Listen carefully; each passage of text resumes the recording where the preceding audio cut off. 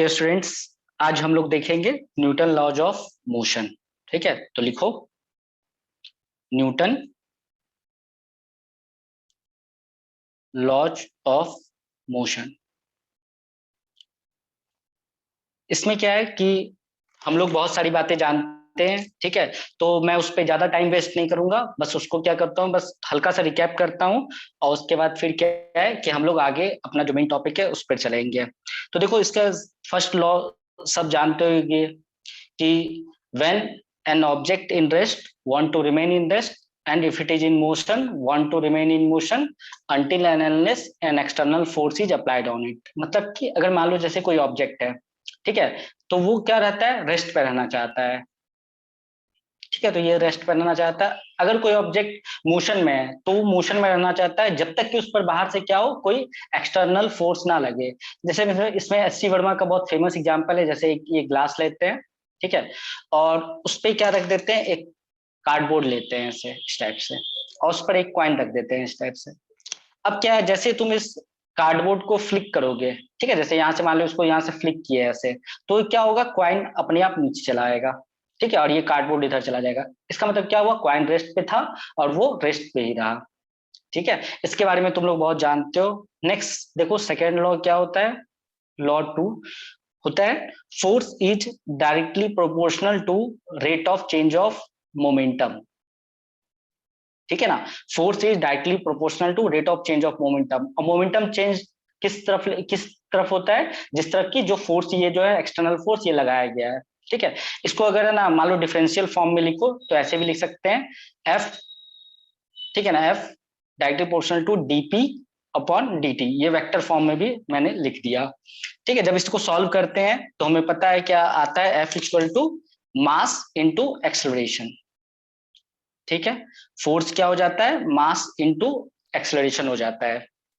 ठीक है, acceleration vector quantity, force भी वेक्टर क्वांटिटी, मास क्या है यहाँ पे, स्केलर क्वांटिटी है। इसको भी हम लोग बहुत बेसिक जानते हैं।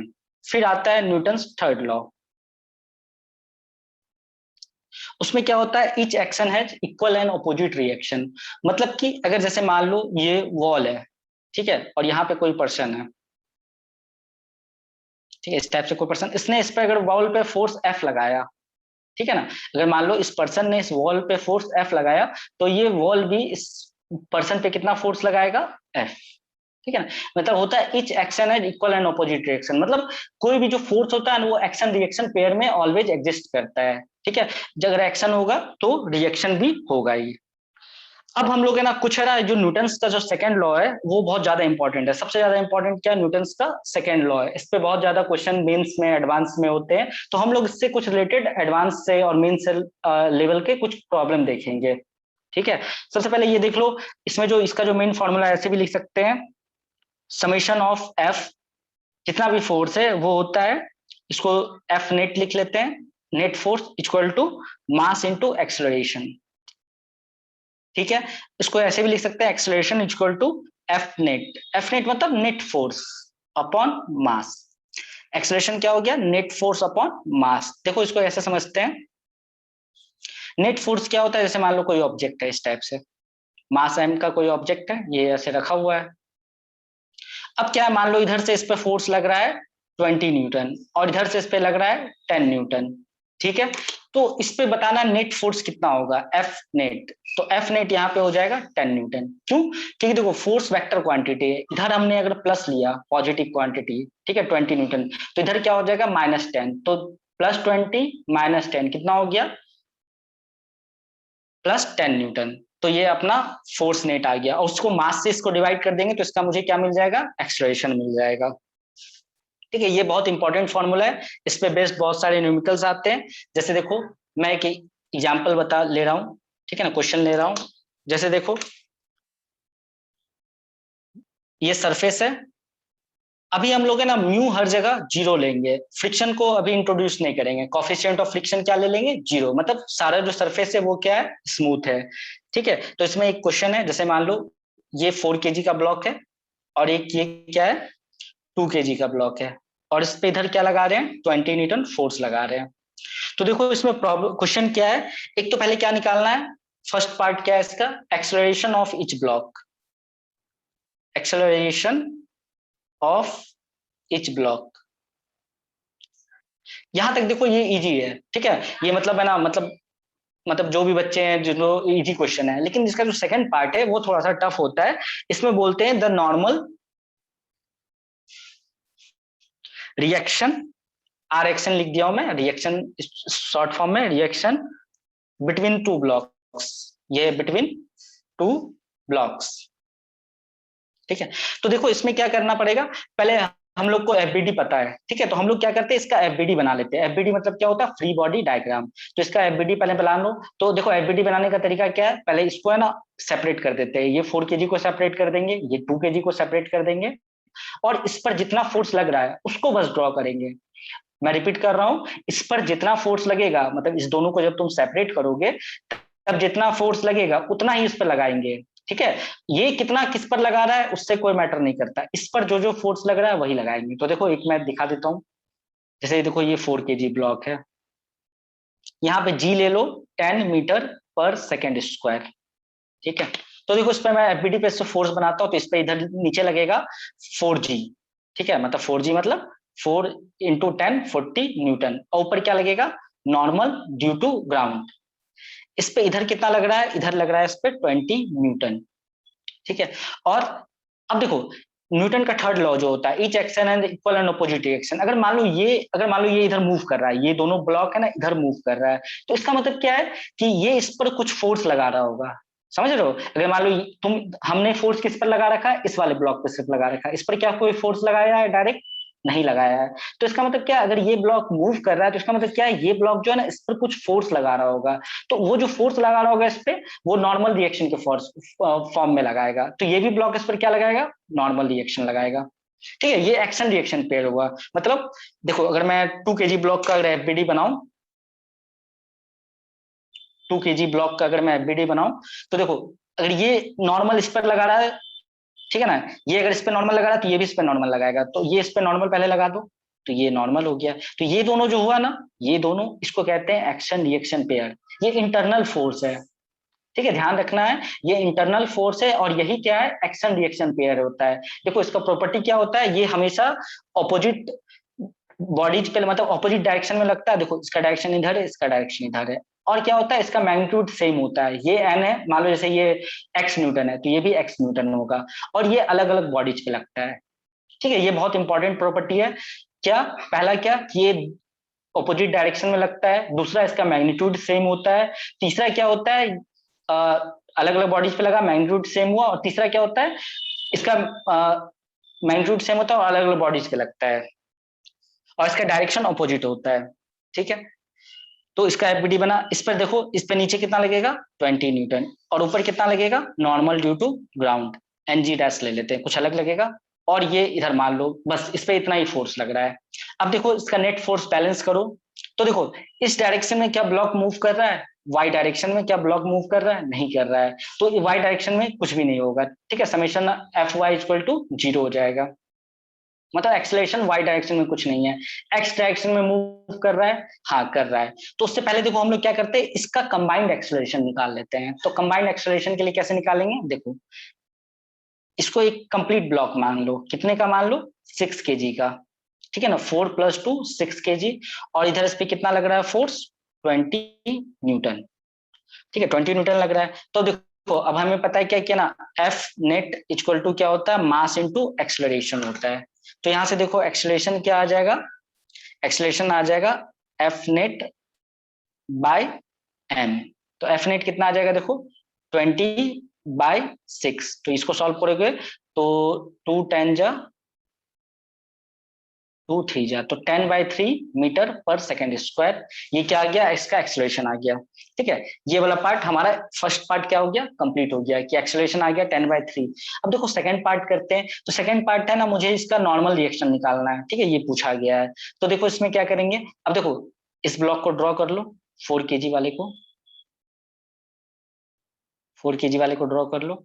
तो इस पे इधर कितना लग रहा है, 20 न्यूटन, ठीक है, इस पे इधर कितना लग रहा है, 20 न्यूटन, इधर लग रहा है नॉर्मल, और इसका एक्सलेशन इधर है कितना है वो, 20/6 2 10 2 3, तो ये 10/3 मीटर पर सेकेंड स्क्वायर है, ठीक है। अब देखो यहाँ से है ना, हम लोग है ना इक्वेशन लिख सकते हैं, net force equal to mass into acceleration. तो देखो इसको ऐसे लिखेंगे, 20 minus N equal to 4 into 10/3। ठीक है, नेट फोर्स क्या हुआ, 20 इधर लग रहा है, एन इधर लग रहा है, तो नेट फोर्स कितना हो जाएगा, 20 minus N equal to 4 into 10/3। तो यहाँ से देखो एन जो आ जाएगा अपना, तो देखो मैं सेकंड पेज कर रहा हूँ, इसमें देख लो एन क्या आ जाएगा। तो 20 माइनस 40/3, यही एन आएगा, 20 माइनस 40/3। तो देखो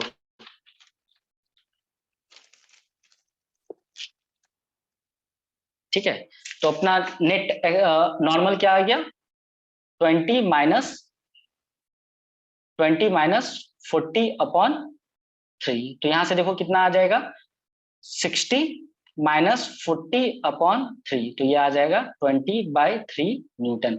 मतलब वो जो दोनों ब्लॉक था उसके बीच में नॉर्मल रिएक्शन कितना आएगा, 20/3, और दोनों सेम आएगा, मतलब एक दूसरे पे दोनों ब्लॉक क्या लगाएगा, सेम नॉर्मल रिएक्शन लगाएगा। ठीक है, वैसे ही देखो एक और एग्जांपल देखते हैं इस पे। जैसे मान लो, प्रीवियस ईयर में भी ऐसे क्वेश्चंस आते हैं क्या? Yes sir, yes sir.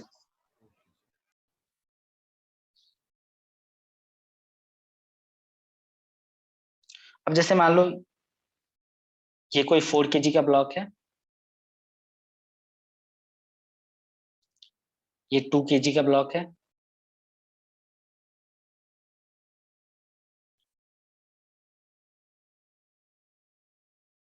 और ये 1 kg का है।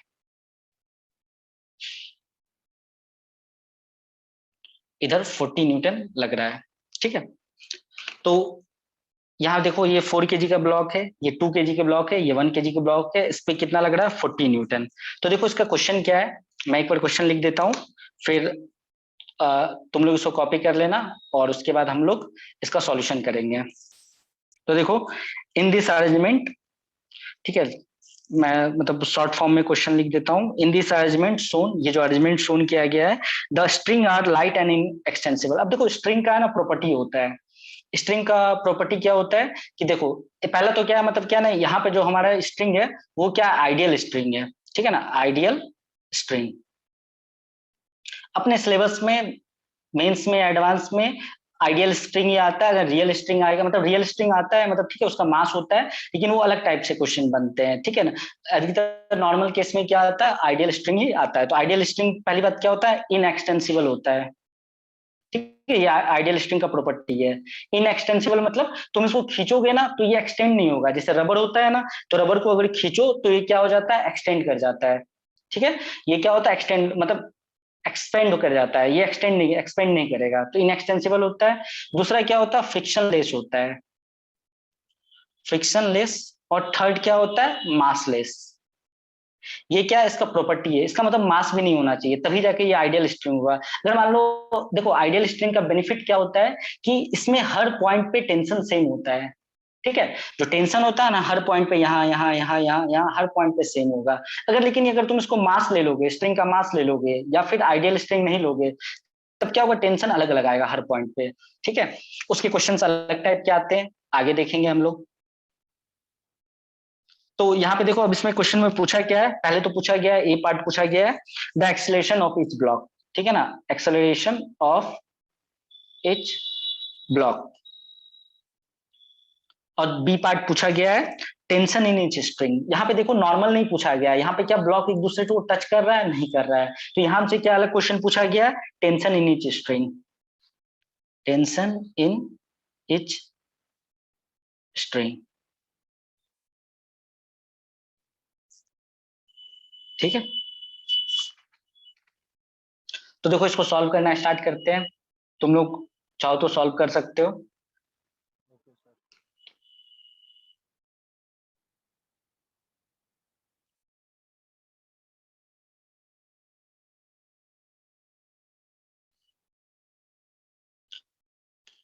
चलो ठीक है, इसका पहले सॉल्यूशन देखते हैं हम लोग, इसका सॉल्यूशन क्या आएगा। देखो यहाँ पे एक लॉजिकल एक लॉजिकल बात ये है कि अगर मान लो ये स्ट्रिंग एक्सटेंड नहीं होगा, मतलब इसका साइज इंक्रीज नहीं होगा, तो अगर मान लो जैसे ये, अगर मान लो तुम उसको खींच रहे हो और इसका वेलोसिटी आ गया 10 मीटर पर सेकेंड, सपोज कर रहे हैं, होगा नहीं, अलग होगा वेलोसिटी, और तो मान लो इसका वेलोसिटी 10 मीटर पर सेकेंड आया, अब ये इसके साथ कनेक्ट है और इसका साइज इंक्रीज नहीं होगा, तो ये भी 10 मीटर से जाएगा, 10 मीटर पर सेकेंड से, ये भी 10 मीटर पर सेकेंड से, इसका मतलब तीनों एक वेलोसिटी से जाएगा। अब वेलोसिटी सेम है तो उसी का तो डिफरेंशिएशन एक्सेलरेशन होता है। एक्सेलरेशन क्या होता है? Rate of change of velocity, मतलब तीनों का एक्सेलरेशन भी क्या होगा? सेम होगा। ठीक है, तो देखो हम लोग फिर से इसमें क्या करते हैं, तीनों ब्लॉक को पहले एक सेम ब्लॉक मान लेते हैं, ठीक है ना, तीनों को ऐड करके एक मान लेते हैं, एक सिंगल ब्लॉक है, यूनिट ब्लॉक है। कितना हो जाएगा उसका मास? 4 kg plus 2 kg plus 1 kg, तो 4 to 6 प्लस 1 7 kg। और इस पे फोर्स कितना लग रहा है? 14 न्यूटन। अब बताओ एक्सेलरेशन तो बहुत इजी है, एक्सेलरेशन बता दोगे, एफ नेट बाय एम। तो इस पर नेट फोर्स कितना लग रहा है? 14, और इसका मास कितना? 7, तो इसका बोल दोगे 2 मीटर पर सेकेंड स्क्वायर। ये क्या हो गया? इसका एक्सेलरेशन हो गया। ठीक है, 2 मीटर पर सेकेंड स्क्वायर, इसका क्या हो गया? एक्सेलरेशन हो गया। अब मुझे पता करना है कि टेंशन क्या होगा इन ईच स्ट्रिंग। ठीक है, तो देखो तुम लोग अलग डायग्राम में बनाओगे, मैं इसी में चेंज कर रहा हूं। यहाँ पे जैसे मान लेते हैं इधर क्या लगेगा, इधर लगेगा टेंशन T1, T1 दोनों पे अलग अलग यही सेम टेंशन लगेगा, एक स्ट्रिंग में क्या होता है टेंशन सेम। इधर क्या लगेगा? T2 और T2। डायरेक्शन देखना, हमेशा टेंशन क्या होता है, मतलब समझ रहे हो ना, ये हमेशा खींचता है ब्लॉक को। ठीक है, हमेशा खींचता है, तो टेंशन का डायरेक्शन ये रहेगा। टेंशन उल्टा मत बना देना, टेंशन का डायरेक्शन बिल्कुल अच्छे से बनाना, वरना प्रॉब्लम गलत हो जाएगा। ठीक है, टेंशन का डायरेक्शन ये हुआ। अब मैं एक एक करके T1 और T2 निकालता हूँ, कोशिश करता हूँ निकालने की। तो देखो यहाँ पे क्या है, ये 1 kg ब्लॉक है। ठीक है, पहले मैं इसको ड्रॉ कर रहा हूँ, इसका मैं एफबीडी बनाऊंगा। अब देखो इस डायरेक्शन में फोर्स को दिखाने का कोई मतलब नहीं है, एफबीडी में तो सारे फोर्स को दिखाने पड़ते हैं, चाहे एक्स में हो, चाहे वाई में हो, चाहे कोई भी एंगल थीटा पे लग रहा हो। लेकिन मुझे अभी क्या है कि मुझे पता है कि ये जो ब्लॉक है ना, ये सिर्फ एक्स डायरेक्शन में मूव कर रहा है। ठीक है ना, सिर्फ एक्स डायरेक्शन में, इधर इधर किधर भी जा सकता है, वाई में तो जा ही नहीं सकता। ठीक है ना, वाई में क्या है, फोर्स बैलेंस है, तो मैं ना भी बनाऊं तो चलेगा, और मुझसे पूछ भी नहीं रहा है वाई में क्या हो रहा है, तो मैं अभी वाई में नहीं बना रहा हूँ। लेकिन तुम्हें ध्यान रखना है कि तुम्हें अगर एफबीडी बनाना है तो तुम्हें सारा फोर्स उस पर ड्रॉ करना है। तो देखो इस पे इधर कितना लग रहा है? 14 न्यूटन। और इस पे इधर क्या लग रहा है, इधर कौन सा फोर्स लग रहा है? T1। देखो ये वाला मैंने T1 ड्रॉ कर दिया, और इसका एक्सेलरेशन कितना है बताओ, अभी तो निकाला, 2 मीटर पर सेकेंड स्क्वायर। अब देखो वही अपना कहानी, net force equal to mass into acceleration, वो कैलकुलेट कर लेते हैं हम लोग। तो देखो net force F net equal to mass into acceleration. ठीक है, तो एफ नेट इस पे कितना लग रहा है? अब देखो ये ब्लॉक वाली बात बताओ, ब्लॉक जाएगा किधर, सोच के देखो। इधर 14 न्यूटन लग रहा है, इधर T1 लग रहा है, और मुझे पता है एक्सेलरेशन इधर है, तो इसका मतलब क्या है, 14 न्यूटन जो है ये T1 से ज्यादा होना चाहिए। ठीक है, 14 न्यूटन जो है वो T1 से ज्यादा होना चाहिए, तभी तो ब्लॉक इधर जाएगा। तो नेट फोर्स में क्या लिखेंगे, 14 माइनस T1 इक्वल टू 1, मास क्या है 1, इंटू एक्सेलरेशन कितना है 2। तो यहां से देखो 14 माइनस T1 इक्वल टू 2 आ गया। तो यहां से देखो T1 क्या आ गया, T1 आ जाएगा, T1 को इधर ले जाओगे तो क्या आ जाएगा, 14 माइनस 2 इक्वल टू 12 न्यूटन। इसका मतलब क्या हो गया, टेंशन कितना आ गया, 12 न्यूटन आ गया हमारा। ठीक है, टेंशन हमारा 12 न्यूटन आ गया। अब देखो सेकेंड पार्ट देखते हैं हम लोग। सेकेंड पार्ट क्या है कि इस दोनों के बीच में टेंशन कितना है वो निकालना है। तो देखो फिर जैसे मान लो या तो ये टेंशन निकालो या तो ये टेंशन निकालो, दोनों बात बराबर है, सॉरी, या तो ये टेंशन निकालो या तो ये टेंशन निकालो, दोनों बात बराबर है। ठीक है, दोनों तो T2 ही है, तो मैं ये वाला निकाल लेता हूँ। ठीक है, इक्वेशन थोड़ा कम लिखना पड़ेगा। तो देखो इसमें कैसे लिखेंगे, देखो यहाँ पे इधर मैं कर रहा हूँ। ठीक है, देखो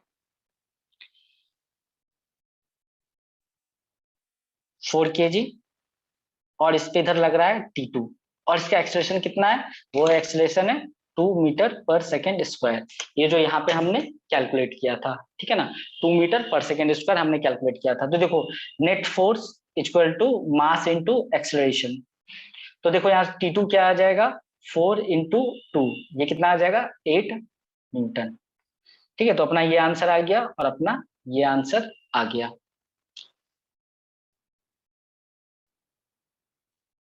ठीक है, कभी कभी क्वेश्चन इस टाइप से भी आते हैं, ठीक है ना, अच्छे क्वेश्चंस। अगर मान लो 3 ब्लॉक प्रॉब्लम आ गए, इस टाइप से भी आते हैं।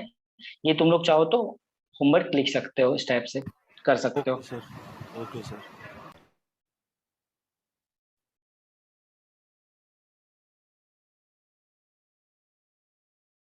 3 kg, 2 kg। इंटरेस्टिंग है सर ये, अच्छा लग रहा है समझने में सर। यस,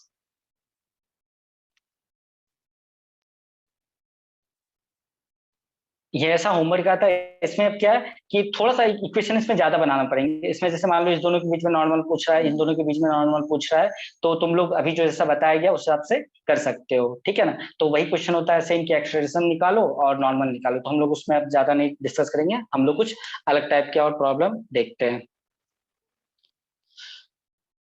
अब जैसे देखो, एक थोड़ा अच्छा problem,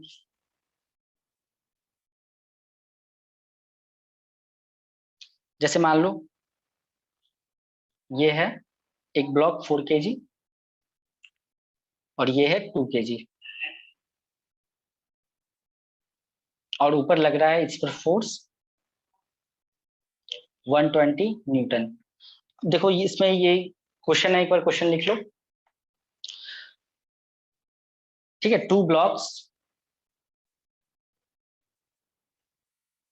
of mass 4 kg and 2 kg are attached by an inextensible, inextensible मतलब बोल दिया गया, मतलब क्या है, यहाँ पे आइडियल स्ट्रिंग की बात किया गया है। Light string, light string. तो इसमें कैलकुलेट हमें क्या क्या करना है, मैं सेकंड पेज पे कैलकुलेट कर दूंगा, लिख लो बस। एक्सेलरेशन ऑफ ब्लॉक्स, मतलब इस दोनों का एक्सेलरेशन निकालना है, एक्सेलरेशन ऑफ ब्लॉक्स। दूसरा part, tension in each, tension in the string. ये वाला स्ट्रिंग की बात कर रहा है, यहाँ पे टेंशन बेसिकली निकालना है, टेंशन इन द स्ट्रिंग। अब देखो, अभी तक हम लोगों ने केस जो देखा, ये देखो हॉरिजॉन्टल का केस था, हॉरिजॉन्टल में मोशन हो रहा था। तो अभी तक वेट को हम लोगों ने कंसीडर नहीं किया था, ठीक है ना। जो वेट होता है, एमजी होता है, उसको हम लोगों ने कंसीडर नहीं किया था। अब हम लोग इस वाले क्वेश्चन में क्या करेंगे, वेट कंसीडर करके देखेंगे कि है ना, इसको सॉल्व कैसे करते हैं। ठीक है, तो मैं सॉल्व कर,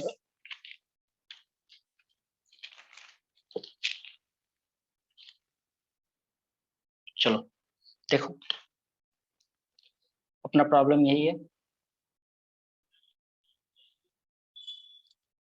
2 kg, 4 kg, और इधर लग रहा है 120 न्यूटन। अब देखो, हमें ये पता है कि है ना लाइट स्ट्रिंग है, तो दोनों को एक है ना कंबाइंड ब्लॉक मान लो, ठीक है ना। इसको थोड़ी देर के लिए कंबाइंड ब्लॉक मान लो। उसका कितना मास ले लो, 4 to 6 kg, और इस पे फोर्स कितना लगा लो, 120 न्यूटन। ठीक है, अब मुझे है ना इसका एक्सेलरेशन बताना है। तो देखो इस पे क्या जब एफबीडी बनाओगे, तो अब देखो इस डायरेक्शन में, हॉरिजॉन्टल डायरेक्शन में से कोई भी फोर्स नहीं है। देखो इधर भी नहीं है, इधर भी नहीं है, सिर्फ वर्टिकल डायरेक्शन में है। वर्टिकल मतलब ये इस डायरेक्शन में फोर्स है। अब इस डायरेक्शन में फोर्स है, तो देखो यहाँ पे एक नया फोर्स आ जाएगा, वो हो जाता है वेट। वेट इक्वल टू क्या होता है, mg, और g का वैल्यू क्या ले लो, 10। ठीक है, तो यहाँ पे 6 × 10, वो कितना हो गया, 60 न्यूटन। तो देखो इस पे, इसका एक्सेलरेशन अब निकालना है। तो एक्सेलरेशन देखो क्या होता है, एक्सेलरेशन होता है फोर्स, नेट फोर्स अपॉन मास। तो देखो इस पे, इस डायरेक्शन में नेट फोर्स कितना लग रहा है। अब देखो ब्लॉक तो ऊपर जा रहा है, ये देखो एरो बना बना रखा है, ब्लॉक ऊपर जा रहा है। तो देखो इस पे नेट फोर्स लग रहा है 120 - 60, समझ रहे हो ना। 120 ऊपर लग रहा है, 60 नीचे लग रहा है, तो ज्यादा किसका मैग्नीट्यूड, 120 का। तो ब्लॉक किधर जाएगा, ऊपर। तो 120 - 60/6, तो ये आ जाएगा 120 में 60 गया, 60/6, ये आ जाएगा 10 मीटर पर सेकेंड स्क्वायर। ठीक है, हमारा एक पार्ट कंप्लीट हो गया। अब देखो सेकंड पार्ट हमें निकालना है, यहाँ पे टेंशन कितना आएगा। तो देखो, हम फिर से, हम लोग क्या करते हैं, एक एफबीडी बनाते हैं 2 kg ब्लॉक का इस बार सिर्फ। तो 2 kg पे नीचे क्या लग रहा है, वेट। वेट कितना लगेगा इस बार बताओ, अब देखो यहाँ पे 60 लग रहा था, क्यों? क्योंकि हमने दोनों ब्लॉक को एक साथ कंसिडर किया था। यहाँ पे वेट कितना लगेगा? यहाँ वेट लगेगा mg के बराबर। इसका m कितना है? 2। इस पे g कितना लग रहा है? 10। तो ये कितना हो गया? 20 न्यूटन।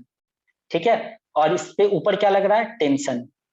ठीक है, यही टेंशन जो स्ट्रिंग में, यही कैलकुलेट करना है। क्वेश्चन रीड करो। और इसका एक्सेलरेशन ऊपर कितना है? यहाँ से देखो हम लोगों ने निकाल दिया है, वो कितना है? 10 मीटर पर सेकेंड स्क्वायर। ठीक है, तो इसमें लिख लो, इस डायरेक्शन में लिख लो नेट फोर्स। तो देखो इसमें देखो ऊपर जा रहा है टी -20 इक्वल टू 2 × 10। ठीक है, ये ब्लॉक जो है ऊपर जा रहा है, देखो एक्सलेट कर रहा है ऊपर से। इसका मतलब क्या है? टेंशन की जो वैल्यू है, ये जो टेंशन है, बच्चे पूछते हैं, मतलब जैसे देखो कभी कभी तुम लोगों में कंफ्यूजन क्या होता है कि तुम लोग सोचते हो इसको ज्यादा ले या इसको ज्यादा ले। देखो ये ब्लॉक ऊपर जा रहा है, देख लो 10 मीटर पर सेकेंड स्क्वायर से, तो ये ऊपर लगने वाला फोर्स क्या है? ज्यादा है। ठीक है, तो टेंशन क्या है? ज्यादा है इससे, तो इसको इसलिए मैंने ऐसे लिखा है। तो यहाँ देखो टी इक्वल टू कितना हो जाएगा? इधर 20 और इसमें 20 ऐड हो जाएगा, तो ये आ जाएगा 40 न्यूटन। ये अपना दोनों आंसर आ गया, एक ये आ गया और एक ये आ गया। चलो ठीक है, अब हम लोग देखते हैं, यहाँ तक हो गया। इसमें मतलब इसमें क्या होता है कि अभी है ना फ्रिक्शन को इंट्रोड्यूस नहीं किया गया है। फ्रिक्शन ना मतलब अभी जैसे क्या किया ना, फ्रिक्शन जब ये Newton laws of motion complete हो जाता है और कंस्ट्रेंट मोशन हो जाता है, उसके बाद फ्रिक्शन इंट्रोड्यूस हो जाता है। अब इस डायरेक्शन में तो कोई फ्रिक्शन लगने से रहा, हॉरिजॉन्टल डायरेक्शन में लगता है, तो उसके प्रॉब्लम हम लोग बाद में देखेंगे। अब देखो हम लोग देखते हैं पुली ब्लॉक सिस्टम।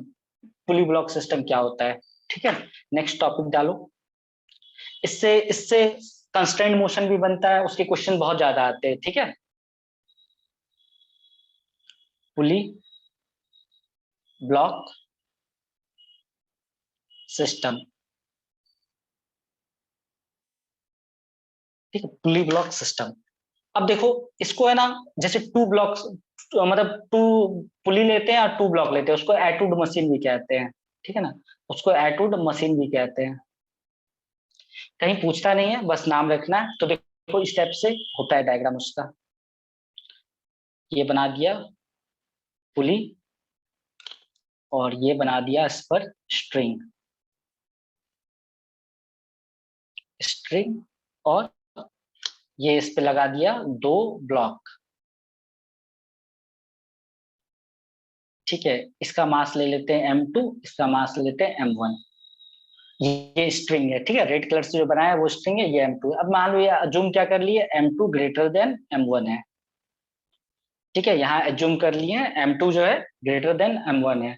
तो देखो क्या होगा, ये जो सिस्टम बना ना, इसको कहते हैं टू पुली ब्लॉक सिस्टम। मतलब पुली ब्लॉक सिस्टम है, मतलब दो ब्लॉक है, एक पुली है। और यहाँ पे है ना हमारे जो, मतलब यहाँ पर जो क्या है, जो स्ट्रिंग है, ये क्या है? आइडियल स्ट्रिंग है। आइडियल स्ट्रिंग का प्रॉपर्टी वापस से, ये क्या है? लाइट है, इनएक्सटेंसिबल है और फ्रिक्शनलेस है। मतलब यहाँ पे जो पुली है ना, ये पुली है, ये भी क्या है? लाइट है और फ्रिक्शनलेस है। इसमें और स्ट्रिंग के बीच में कोई फ्रिक्शन नहीं लग रहा है। ठीक है, क्यों? क्योंकि फ्रिक्शन क्या है, वो नेक्स्ट चैप्टर जो उसमें इंट्रोड्यूस करते हैं, इसलिए यहाँ पे फ्रिक्शन नहीं है। ठीक है, हम लोग यहाँ पे जो भी सरफेस ले रहे हैं, वहां यहाँ फ्रिक्शनलेस ले रहे हैं। जब हम लोग फ्रिक्शन इंट्रोड्यूस कर देंगे तो वहां पे आ जाएगा फ्रिक्शन, म्यू आ जाएगा वहां पे, कोफिशिएंट ऑफ फ्रिक्शन। अब ध्यान से सोचो, m2 ग्रेटर देन m1 है, इसका मतलब क्या है? ये मास हैवी है, ये मास लाइटर है, तो ये मास नीचे आएगा, ये मास ऊपर जाएगा। अब ये एक्सटेंड तो हो नहीं सकता, ऐसा नहीं है कि ये रबर है कि तुमने इसको पकड़ लिया, इसको मान लो जैसे तुमने पकड़ लिया, फिक्स कर दिया, तो ये नीचे आता जाए। नहीं आएगा, क्यों? क्योंकि ये जो है ना, जो स्ट्रिंग है, ये इनएक्सटेंसिबल है। तो इसका मतलब क्या हो गया कि m2 ज्यादा है, वेट का है। ठीक है ना, m2 का मास ज्यादा है, तो ये नीचे आएगा।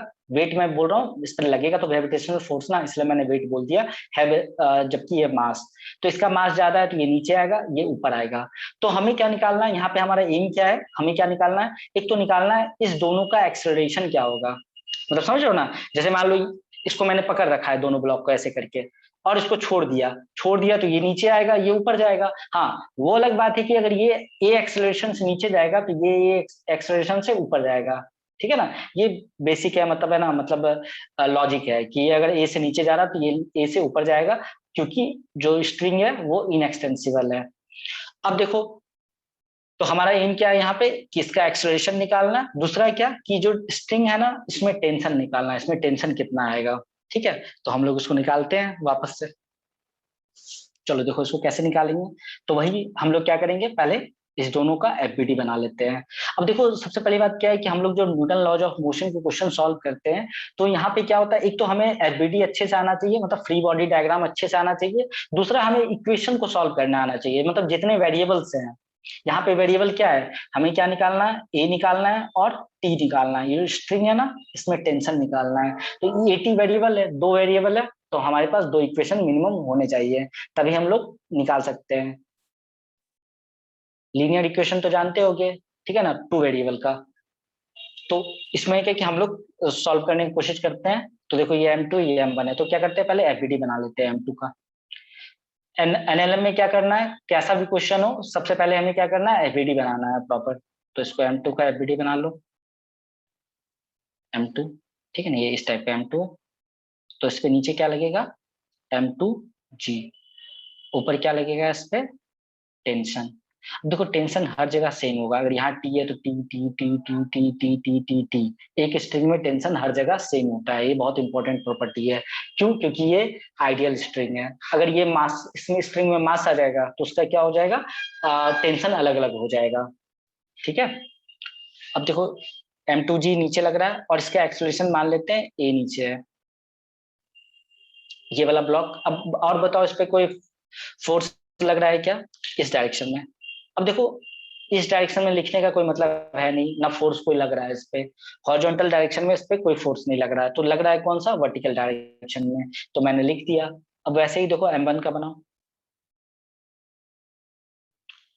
M1 में देखो नीचे क्या लगेगा, वेट हमेशा क्या लगता है, टुवर्ड्स सेंटर ऑफ अर्थ ही लगता है। तो वेट ऐसा नहीं है क्या क्या ना, वेट ऊपर लग जाएगा, ठीक है ना, इसमें कोई कंफ्यूजन नहीं होना चाहिए। वेट मतलब M1G ये नीचे ही लगेगा। टेंशन इस पे क्या लगेगा, ऊपर लगेगा। अब देखो ये ब्लॉक नीचे जा रहा है तो ये ब्लॉक उतना ही एक्सेलरेशन से ऊपर जाएगा, तो इसका एक्सेलरेशन क्या हो जाएगा, ए। ये हमारा बन गया फ्री बॉडी डायग्राम। ठीक है, ये हमारा हो गया फ्री बॉडी डायग्राम। अब हम लोग क्या करना है, इससे दो इक्वेशन निकालना है, फिर दो इक्वेशन को हमें सॉल्व करना है। ठीक है, तो सॉल्व कर लेते हैं, कोई दिक्कत नहीं, इक्वेशन लिख देते हैं। वही कौन सा इक्वेशन लिखेंगे, न्यूटन का सेकंड लॉ से जो आया था, net force equal to mass into acceleration. ठीक है, देखो तो यहाँ पे लिखो net force equal to summation, summation मतलब M2G। ठीक है, नीचे वाला फोर्स, ये ज्यादा फोर्स है तो ये ब्लॉक को, देखो M2G क्या है, ज्यादा है तो ये ब्लॉक को नीचे लाएगा, तो M2G minus T equal to M2 into a. ये हो गया इक्वेशन 1।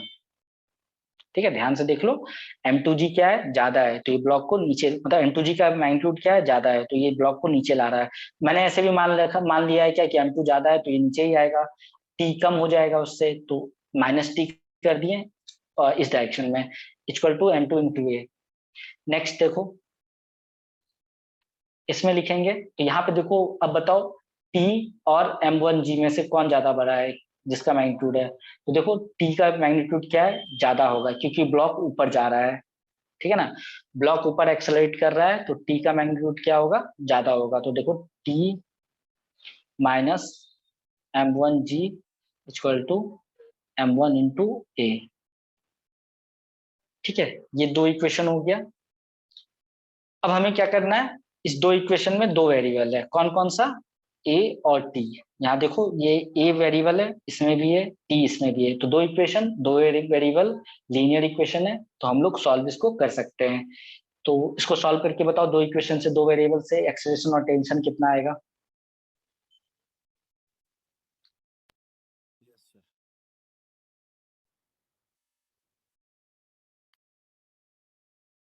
चलो ठीक है, हम लोग सॉल्व करते हैं, इसको ट्राई करते हैं। एक चला जाएगा sir.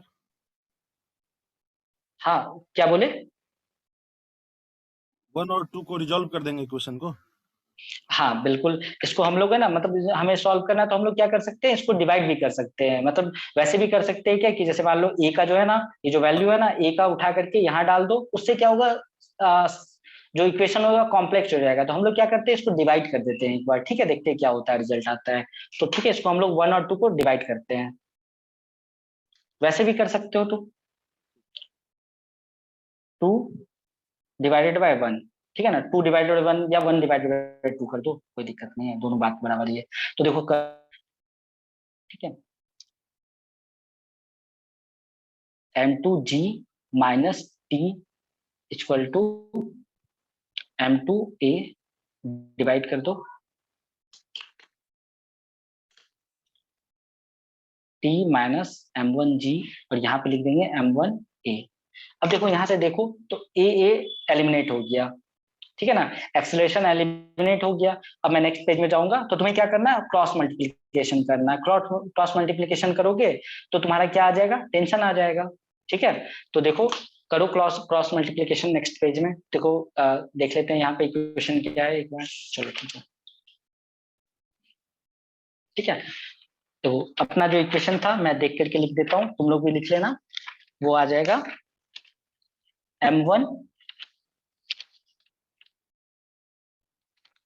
m1 into m2g minus T, और इधर लिख देंगे m2 into T minus m1g, ठीक है। ये हमारा इक्वेशन रहा। अब इसमें देखो वेरिएबल बस टी ही है, ए को तो हमने एलिमिनेट कर दिया, जी तो ये है एक्सेलरेशन ड्यू टू ग्रेविटी है, ठीक है ना, तो ये वेरिएबल नहीं है, ठीक है। तो देखो इसको सॉल्व कर लो जल्दी से, m1 m2g माइनस m1t, इसको मैंने ब्रैकेट में मल्टीप्लाई कर दिया। यहाँ पे देखो इसको मल्टीप्लाई करोगे तो क्या आ जाएगा बताओ, m2t m2t minus minus m1 m1 m2g। m2g। हाँ, अब देखो इसमें से क्या करेंगे कि इधर उधर ले जाओ, मतलब मतलब टी को क्लब कर लो, तो इसको इधर ले जाओ ये वाला को, और इसको इधर ले आओ। मैं ऐसा करता हूँ, इसको इधर ले आता हूँ, ठीक है ना, देख लो, या फिर चलो एक स्टेप और कर लेंगे, कोई बात नहीं। m2t, और इसको मैंने इधर ले गया ये वाला टर्म को, तो ये आ गया m1t, और इसको इधर ले जाओ ये वाला जो टर्म है, तो आ जाएगा m1 m2g प्लस ये माइनस से इधर जाएगा तो क्या हो जाएगा m1 m2g। तो देखो इसको जब सॉल्व करोगे तो यहाँ से t, अब देखो ये पूरा को इधर ले गए, पूरा को इधर ले गए, तो t ले लो कॉमन, यहाँ पे आ जाएगा m1 प्लस m2, यहाँ पे आ जाएगा, अब देखो m1 m2g m1 m2g, तो इसको क्या लिख सकते हैं, 2 m1 m2g, और फिर यहाँ से t आ जाएगा, क्या आ जाएगा 2 m1 m2g bye m1 plus m2। ये क्या है, one of the most important formula है न्यूटन लॉज ऑफ मोशन का, ठीक है ना। पुली ब्लॉक सिस्टम में अगर तुम्हें टाइम कंज्यूम बचाना है, ठीक है, प्रॉब्लम को सॉल्व करने में अगर तुम्हें टाइम बचाना है तो तुम्हें ये फॉर्मूला याद होना चाहिए, ठीक है। तो कोई भी डायग्राम टाइप का क्वेश्चन आता है उसमें पुली आते हैं, पुली देख करके क्या होता है, बच्चे डर जाते हैं। तो तुम्हें क्या करना है, बस m1 m2 g लिखना है और ये लिखना है, इससे तुम्हारा टेंशन आ जाएगा, ठीक है। हमारा अभी काम फिनिश नहीं हुआ है, हमें क्या एक्सेलरेशन भी निकालना है, ठीक है। नहीं तो देखो तुम्हें क्या होगा, अगर तुम्हें फॉर्मूला याद नहीं होगा तो तुम्हें क्या करना पड़ेगा, बार बार डेरिवेशन करना पड़ेगा, ऐसे लिखना पड़ेगा दो इक्वेशन को। वैसे बेसिक तो वही सही है, लेकिन फॉर्मूला याद हम लोग रख सकते हैं। अब जैसे देखो एक्सेलरेशन निकालना है, तो अपना जो इक्वेशन था मैं लिख देता हूँ एक बार एक्सेलरेशन। देखो इक्वेशन था अपना m2g minus T equal to m2a, ये था पहला इक्वेशन, ठीक है ना, पीछे जो पेज में लिखा था। उसके बाद एक इक्वेशन था t minus m1g equal to m1a। अब देखो हमें क्या करना है, यहाँ से t तो हमारा निकल गया, एक तरीका क्या है इसको सॉल्व करने का, कि तुम इस t का जो भारी भरकम वैल्यू है उसको यहाँ डाल दो, ठीक है। कोई भी इक्वेशन में t डाल दोगे, यहाँ t डाल दोगे, तो तब तुम उसको सॉल्व कर लोगे, t एलिमिनेट हो जाएगा, इसमें तो m1 m2g है। अब तुम a निकालो, और दूसरा तरीका क्या है कि हम लोग क्या करें, इस दोनों इक्वेशन से अब क्या कर दे, t को एलिमिनेट कर दे, ठीक है ना। इस दोनों इक्वेशन के हेल्प से t को एलिमिनेट कर दे तो हमारा a आ जाएगा। अब एक तरीका है, तो तुम इसको t में डालोगे तो वो लेंदी प्रोसेस हो जाएगा, तो देखो तो हम लोग क्या करते हैं, दोनों को ऐड कर दो, दोनों इक्वेशन को ऐड कर दो। तो देखो दोनों को ऐड कर दो, सिंपल। तो देखो जैसे तुम यहाँ ऐड करोगे तो ये प्लस टी है, ये माइनस टी है, कैंसिल हो जाएगा, तो यहाँ पे आ जाएगा m2g माइनस m1g। इधर क्या आ जाएगा बताओ, m1 plus m2 into a, ठीक है। ये इधर क्या आ जाएगा m1 प्लस m2 इंटू ए।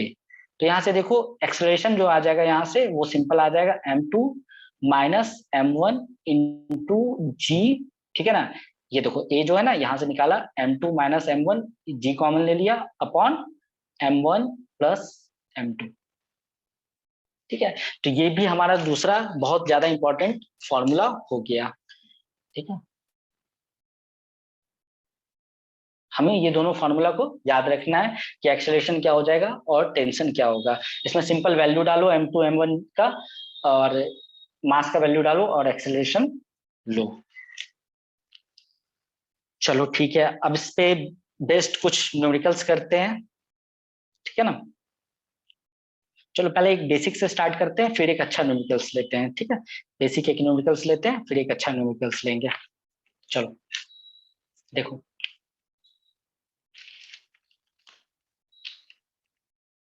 क्वेश्चन है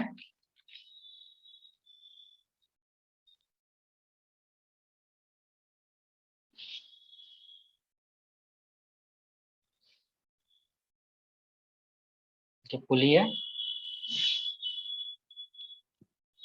ये ब्लॉक है,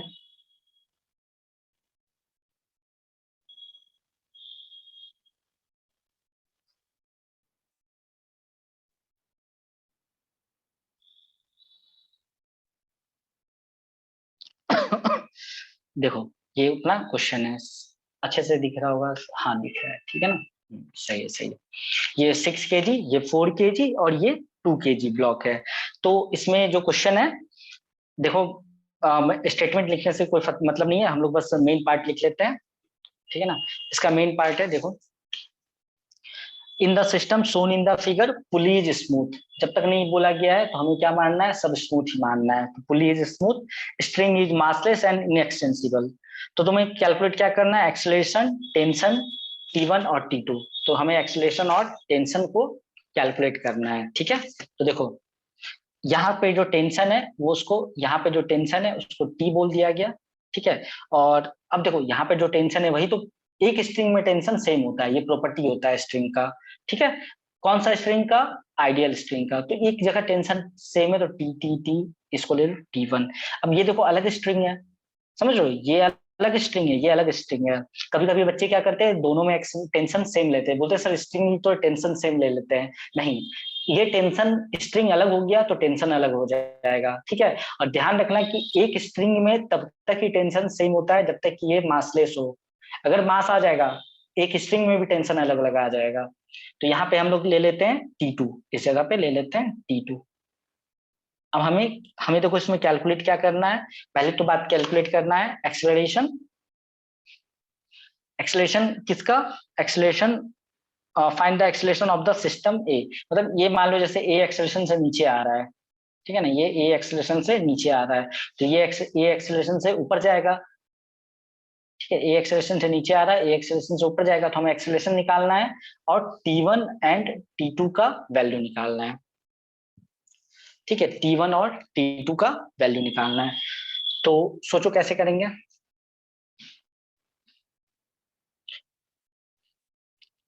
हाँ चलो देखो, इसको हम लोग ट्राई करते हैं। फर्स्ट क्वेश्चन है तो हो सकता है कि अभी थोड़ा सा प्रॉब्लम है, तो हम लोग ट्राई करते हैं इसको, ठीक है ना। तो वही सिंपल सा बात है, हम लोग क्या करेंगे कि है ना, एफबीटी बनाएंगे और जो अपना टेंशन का एक्सेलरेशन का फॉर्मूला है वो लगाएंगे।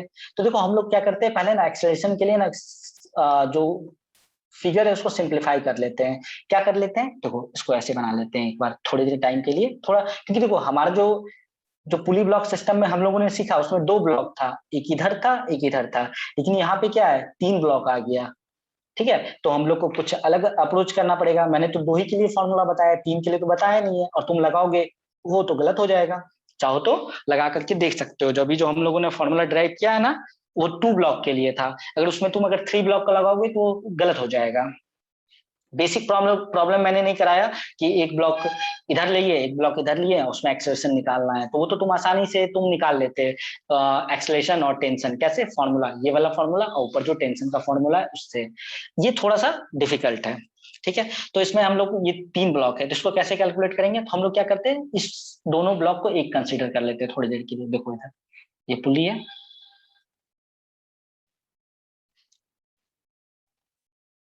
ये स्ट्रिंग बना देते हैं। तुम लोग थोड़ा अच्छे से बना लेना, कोई दिक्कत नहीं है। और ये ब्लॉक है, ठीक है। इसको मास ले लो 6 4 10 kg। देखो यहाँ पे क्या है, तुम जितने अच्छे से डायग्राम बनाओगे, जितने अच्छे से उसमें एफबीडी बनाओगे, ठीक है ना, जितना कलर पेन यूज करोगे उतना ज्यादा क्या होगा, क्लैरिटी होगा, ठीक है। तो तुम समझ में ज्यादा आएगा और सॉल्व भी क्वेश्चन जल्दी जल्दी होंगे। तो ये 10 kg हो गया, ये क्या हो गया 2 kg। अब देखो इधर क्या है, अब हमें इसका है ना एक्सीलरेशन और टेंशन का फॉर्मूला पता है, ठीक है ना, तो हम लोग निकाल लेते हैं, ठीक है, एक्सीलरेशन और टेंशन। तो एक्सीलरेशन का फॉर्मूला अपना क्या है, a equal to m2 minus m1 into g upon m1 plus m2, ये अपना फॉर्मूला है। अब देखो एक चीज यहाँ पे ध्यान नोट करने वाली बात ये है कि हमें ध्यान रखना है,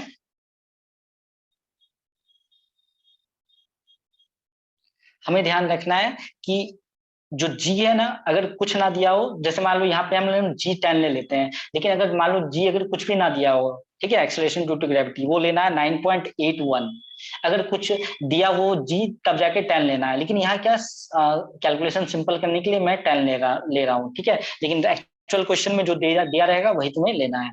तो यहाँ देखो m2 की जगह क्या लिख दो, 10 minus 2 10 minus 2 into 10 upon 10 plus 2 12, ठीक है। ये m1 ये m2 लिए थे, 12 हो गया। तो उसको सॉल्व करो, 10 माइनस 2 कितना आ जाएगा बताओ, 8 इंटू 10 80, 8 इंटू 10 माइनस 2 गया 8, 8 इंटू 10 80 अपॉन 12। तो इसको और सिंप्लीफाई कर लो तो आ जाएगा 2 4 4 2 जा 4 2 जा 8, 0 का 0 आ गया, 4 3 जा 12, तो 20/3 मीटर पर सेकेंड स्क्वायर।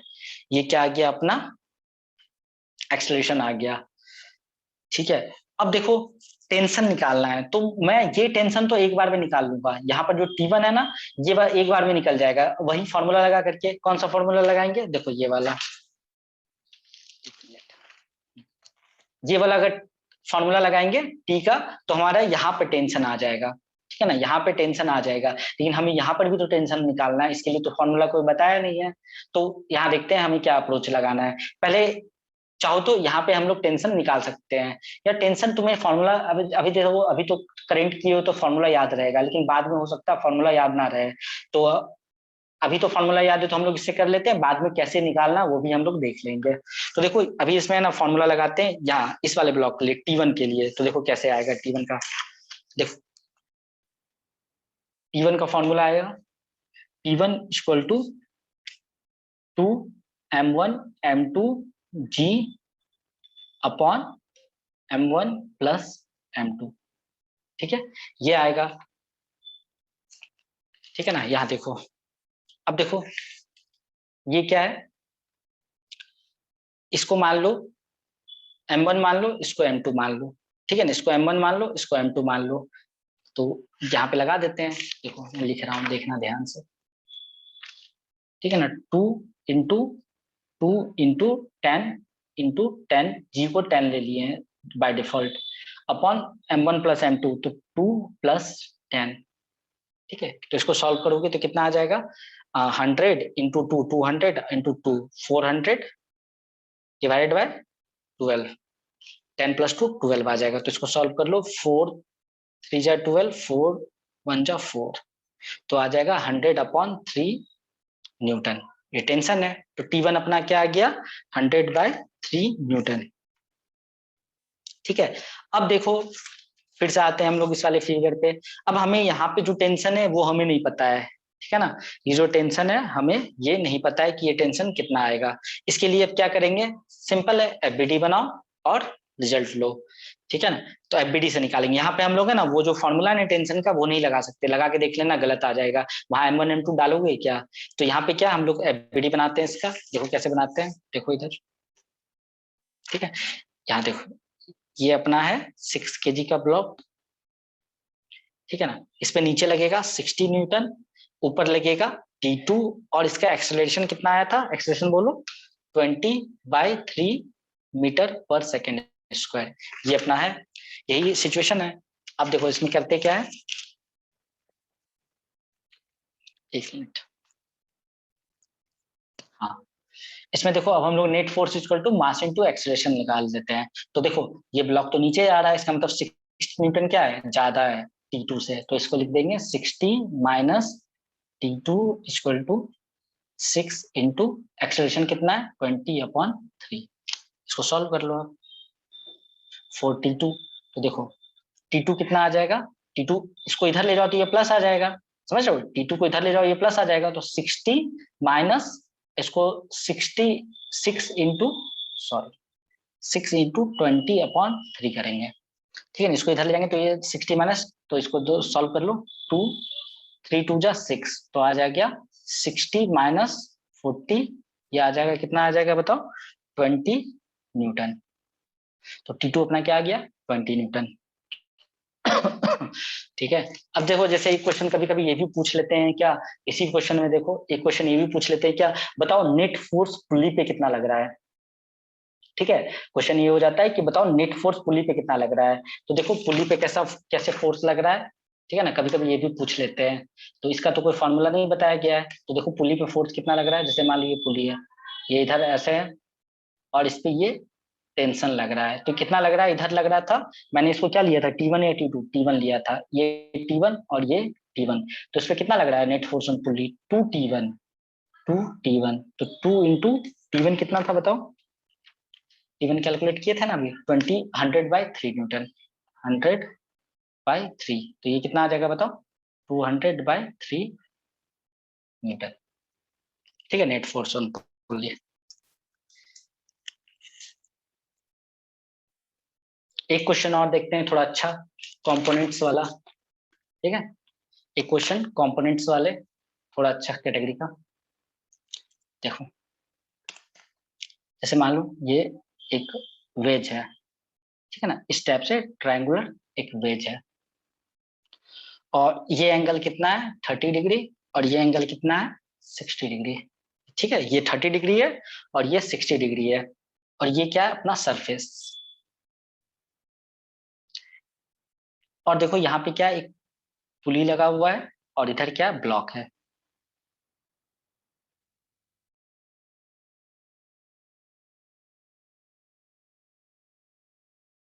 ठीक है, ये ए ब्लॉक है, ये बी ब्लॉक है, ये सी ब्लॉक है। अब देखो ये वाला क्वेश्चन हम लोगों ने नहीं कराया है अभी, मतलब इसको कराया भी नहीं है, और ये हम लोग मतलब पुली ब्लॉक तो है नहीं, ये वेज वाला है, वेज वाला क्वेश्चन है, और इस यहाँ पे क्या होता है कि है ना, मतलब थोड़ा टफ क्वेश्चन है ये, ठीक है ना। इसमें क्या होता है कंपोनेंट लेने पड़ते हैं, वेक्टर के कंपोनेंट करने पड़ते हैं। तो इसमें देखो क्वेश्चन क्या है, in the adjacent figure mass A B C R, देखो एम ए जो है, मास ऑफ ए जो दिया हुआ है वो दिया हुआ है 1 kg, एम बी दिया हुआ है, मास ऑफ बी दिया हुआ है 3 kg, and M C mass of C दिया हुआ है, इस वाले मास दिया हुआ है कितना दिया हुआ है 2 kg, और जी दिया हुआ है 10 metre per second square, acceleration due to gravity 10 metre per second square दिया हुआ है। तुमसे पूछ रहा है एक्सेलरेशन ऑफ द सिस्टम बताओ, मतलब ये कैसे एक्सेलरेट कर रहा है, इधर जा रहा है इधर जा रहा है क्या कर रहा है ये बताना है। तो एक्सेलरेशन ऑफ द सिस्टम, दूसरा बताना है तुम्हें tension in the string, tension in the string. अब देखो यहाँ पे टेंशन यहाँ पे अलग आएगा यहाँ पे अलग आएगा, ये मतलब आइडियल स्ट्रिंग, आइडियल स्ट्रिंग ये टेंशन इन द स्ट्रिंग, ठीक है। तो इसको कैलकुलेट करते हैं, नया क्वेश्चन है, मैं ही कैलकुलेट करता हूँ, फिर तुम लोग बाद में कैलकुलेट करना। नेक्स्ट प्रॉब्लम, तो देखो, हाँ इसको ड्रॉ कर लेते हैं पहले, एक बार क्या करते हैं कि मैं सिर्फ वेज को ड्रॉ कर लेता हूँ ऐसे, ठीक है। ध्यान रखना है ये 60 ये 30 है, इसका मतलब इसका जो एंगल होगा ना थोड़ा कम होगा, इसका एंगल थोड़ा क्या होगा ज्यादा होगा, वो हमें ध्यान रखना है। मैंने थोड़ा सा मतलब ऐसा बना दिया है, तुम लोग जब बनाओगे तो इसका एंगल कम रखोगे एंगल ज्यादा रखोगे, 30 डिग्री और 60 डिग्री ये रहा। अब देखो ये पुली रहा, ये पुली, और अब थोड़ी देर के लिए मुझे ना एक्सेलरेशन एक्सेलरेशन निकालना तो मैं क्या करता हूँ, दोनों ब्लॉक को कंबाइन कर लेता हूँ। तो दोनों ब्लॉक का मास कितना आ जाएगा, ये ए बी है तो ये देखो कितना आ जाएगा, ए बी आ जाएगा 4 kg। ये कितना हो गया 4 kg। और एमसी कितना है, मास ऑफ सी वो है 2 kg। ये है 2 kg, ऐसे लिख लो। अब देखो यहाँ पे ना नॉर्मल फार्मूला नहीं लगेगा, वो जो था ना, जो एक्सेलरेशन का टेंशन का था, a equal to M2 minus M1 into g upon M2 है प्लस M1, और T equal to 2M1 M2 G upon M1 plus M2, वो वाला फॉर्मूला यहाँ पे हम लोग नहीं लगा सकते हैं। ठीक है, ये थोड़ा टफ क्वेश्चन है तो इसको सोचना पड़ेगा हमें। तो देखो हम लोग क्या करेंगे कि पहले क्या करते हैं हम लोग, है ना, इसका ना मतलब है ना, इस पे नेट एफबीडी बना लेते हैं इसका। ठीक है ना, एफबीडी बना लेते हैं, फिर देखते हैं क्या हो रहा है। पहली बात तो देखो, थोड़ा तो समझ में आ रहा होगा यहाँ लॉजिक देखकर कि ये इधर जाएगा, मान लो ए एक्सेलरेशन से, तो ये इधर जाएगा ए एक्सेलरेशन से। ठीक है ना, ये तो सेम स्ट्रिंग है, इस दोनों को मैंने कंबाइन कर लिया। तो अगर मान लो ये अगर ए एक्सेलरेशन से नीचे आता है तो ये ए एक्सेलरेशन से ऊपर जाएगा एक्सेलरेशन से। ठीक है, तो हम लोग क्या करते हैं, पहले इस पे ना एफबीडी बना लेते हैं क्या आता है। अब एक चीज तो देखो, हम लोग क्या करेंगे यहाँ पे जो एफबीडी बनाएंगे उसमें क्या करेंगे, ये देखो एक होता है पैरेलल टू इंक्लाइंड प्लेन, ये क्या है इंक्लाइंड प्लेन है। ठीक है, इंक्लाइंड है ना किसी एंगल पे 60 डिग्री पे इंक्लाइंड है, इसलिए इसको क्या कहते हैं, इंक्लाइंड प्लेन कहते हैं। तो देखो एक हम लोग क्या करेंगे, इसका कंपोनेंट जो फोर्स का करेंगे, करेंगे parallel to the inclined plane, एक perpendicular to the inclined plane. ये ये जो लाइन है ये क्या है, परपेंडिकुलर, जो इंक्लाइंड प्लेन है उसके क्या है, परपेंडिकुलर। तो पैरेलल और परपेंडिकुलर कंपोनेंट करेंगे। अब एक चीज ध्यान से देखो, परपेंडिकुलर ब्लॉक कहीं मूव नहीं कर रहा, परपेंडिकुलर जो है ये ब्लॉक कहीं मूव नहीं किया, पैरेलल मूव कर रहा है ये इंक्लाइंड प्लेन के। तो हम लोग बस है ना पैरेलल में इक्वेशन लिखते हैं। ठीक है, तो मैं इसका बना रहा हूँ, इसका देखो 4 kg का एफबीडी बहुत ज्यादा इंपॉर्टेंट है। यहाँ पे क्या है कि एफबीडी गलत हो जाएगा तो प्रॉब्लम गलत हो जाएगी, क्योंकि यहाँ पे फॉर्मूला जो नॉर्मल फॉर्मूला है वो लग नहीं रहा है, तो एफबीडी हमें अच्छे से बनाना है। तो देखो इस पे हम लोग मान लेते हैं ये पूरा जगह टेंशन क्या लग रहा है, टी। तो इधर देखो टेंशन क्या लगेगा, टी। ठीक है, हाँ। अब देखो इधर जो लगेगा, ऐसा मान लेते हैं इसका एक्सेलरेशन ए इधर है, एक्सेलरेशन इधर लगा, और इस पे जो इधर फोर्स लगेगा, देखो इस पर जो वेट लगेगा ना, वो वेट लगेगा इधर, मैं बना रहा हूँ, तुम लोग अलग डायग्राम में बना लेना चाहो तो। इस पे लगेगा 40 न्यूटन इधर। ठीक है, वेट mg इधर लगेगा। तो इसका ये दो कंपोनेंट आएगा, एक आएगा इधर, ठीक है, इधर आएगा एक कंपोनेंट, इसका इधर आएगा। ठीक है ना, इधर जो कंपोनेंट आएगा वो आएगा mg साइन 60 डिग्री। ठीक है, आई होप तुम लोग को एफबीटी बताते वक्त या और जो वेक्टर हुआ होगा उसमें कंपोनेंट ऑफ वेक्टर अच्छे से बताया गया, वो कंपोनेंट कैसे करते हैं। ठीक है, तो ये तुम लोग को पता होना चाहिए कि जो इस साइड आता है वो आता है mg साइन 60 डिग्री, इधर आ जाएगा mg कॉस 60 डिग्री। ठीक है ना, mg साइन 60 mg कॉस 60। तो बताओ ये तो क्या है, वेज के परपेंडिकुलर लग रहा है, देख लो ये वेज है या इंक्लाइंड प्लेन बोलो, उसके परपेंडिकुलर लग रहा है 90 डिग्री पे, तो इसका कोई कंट्रीब्यूशन नहीं है इस डायरेक्शन में। ठीक है ना, जो एक्स, जैसे मान लो जो एक्स और वाई एक्सिस होता है ना, जैसे वहां यहाँ पे कौन कौन सा एक्सिस लेंगे, एक पैरेलल टू इंक्लाइंड प्लेन, एक परपेंडिकुलर टू इंक्लाइंड प्लेन। तो देखो पैरेलल, ठीक है ना, ये पैरेलल और परपेंडिकुलर दोनों इंडिपेंडेंट होता है आपस में, एक दूसरे पे इफेक्ट नहीं करेगा। तो इधर जो फोर्स लगेगा क्या लगेगा, mg साइन 60 डिग्री। मैं इस डायरेक्शन में फोर्स नहीं बना रहा हूँ, क्यों, क्योंकि इस डायरेक्शन में ब्लॉक मूव नहीं कर रहा है, तो मैं सिर्फ इस डायरेक्शन में फोर्स लगा रहा हूँ। ये अपना एक इक्वेशन आ गया। अब देखो इसका बनाते हैं, ये कितना है 4 kg लिख लो, और यहाँ पे 2 kg लिखते हैं। तो देखो इस पे इधर फोर्स लगेगा P, और देखो ये अगर मान लो ए एक्सेलरेशन से इधर जा रहा तो ये एक्सेलरेशन से ऊपर जाएगा, और इस पे इधर क्या लगेगा, देखो वापस से यहाँ पे लगेगा 2g लगेगा ना, इधर इधर नीचे लगेगा 20, तो इसका दो कंपोनेंट, इधर लगेगा 20 साइन 6, यहाँ देखो यहाँ एंगल कितना 30, तो 20 साइन 30 20 कॉस 30, समझ लो ना। ये जो आएगा वेक्टर इधर 20 न्यूटन, इसका दो कंपोनेंट होगा, एक इधर होगा 20 साइन 30 डिग्री, इधर होगा 20 कॉस 30 डिग्री। तो इधर मैं लगा देता हूँ ऐसे ही, जैसे जैसे वेक्टर का कंपोनेंट किया ना वैसे ही, इधर आ जाएगा 20 साइन 30 डिग्री। ठीक है, अब देखो हम लोगों ने एपीडी लिख दिया। वापस से मैं इंक्लाइंड प्लेन जो है उसके परपेंडिकुलर इक्वेशन नहीं लिख रहा हूँ, ठीक है ना, उधर क्योंकि ब्लॉक का कोई मोशन नहीं हो रहा है, ये ना इधर जा रहा है ना इधर जा रहा है, तो मैंने नहीं लिखा, ज्यादा रिक्वायरमेंट नहीं है। लेकिन हाँ, जहाँ एफबीडी का क्वेश्चन होगा तो वहां पे तुम्हें बनाना पड़ेगा। अब मैं इस दोनों को सॉल्व करने की कोशिश करता हूँ। चलो ठीक है, तुम लोग नेक्स्ट पेज में लिखो।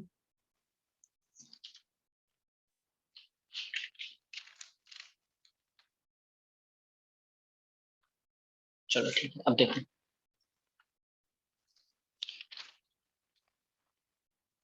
अपना जो पहला इक्वेशन आ जाएगा वो आ जाएगा, फर्स्ट इक्वेशन आ जाएगा। ओके, यहाँ पे देखो, यहाँ पे देखो, यहाँ पे क्या है, मैंने m ले लिया है, ठीक है ना, m ले लिया है। यहाँ पे mg की जगह पे हम लोग, मुझे कितना लेना पड़ेगा, 40 लिखना पड़ेगा, ठीक है ना। तो यहाँ पे mg की जगह पे 40 लिख दो, 40 साइन 60 डिग्री, ठीक है ना। mg कितना है, 4 × 10, तो mg 40 हो जाएगा, तो वही लिखा, ठीक है ना। ठीक है, तो ये लिखो 40 sine 60 degree minus T, 40 sine 60 degree minus T equal to 4 × a, ठीक है ना। यहां से देखो, यहां से लिख दिया 40 sine 60 degree minus T equal to 4 × a, इसी का एक्सप्रेशन हो जाएगा, ठीक है ना। ये मैंने लिख दिया। सेकेंड इक्वेशन देखो, सेकेंड इक्वेशन क्या लिखूंगा T minus 20 sine 30 degree equal to 2 × a, ठीक है ना। ये इक्वेशन 1 हो गया, एक इक्वेशन 2 हो गया। ये इक्वेशन 1 बोल दो, ये इक्वेशन 2 बोल दो, ठीक है। अब हमें क्या करना है, इसको सॉल्व करना है, ठीक है। इसको हम लोग सॉल्व कर लेते हैं एक बार, एक मिनट। क्या करें इसको सॉल्व करने के लिए, हम लोग क्या करते हैं, इसको ऐड कर लेते हैं, ठीक है ना। इसको ऐड कर लो, तो देखो ये t और ये t क्या हो जाएगा, कैंसिल हो जाएगा। तो देखो 40 साइन 60 कितना होता है, साइन 60 होता है √3/2, ठीक है ना। 40 साइन 60 माइनस 20 साइन 30 हो जाएगा 1/2, साइन 30 का वैल्यू 1/2 होता है। यहाँ से क्या हो जाएगा, 4 + 2 6 × a, 4a + 2a 6a आ जाएगा। तो यहाँ से सॉल्व करोगे तो यहाँ क्या आ जाएगा, 20 √3, ये आ जाएगा 2। यहाँ से इसको सॉल्व करोगे ना, 2 20 √3 माइनस 10 इक्वल टू 6a। तो यहाँ से देखो a क्या आ जाएगा 20 √3, 20 √3 माइनस 10 डिवाइडेड बाय 6, ठीक है ना। 20 √3 माइनस 10, तो यहाँ से एक्सेलेरेशन आ जाएगा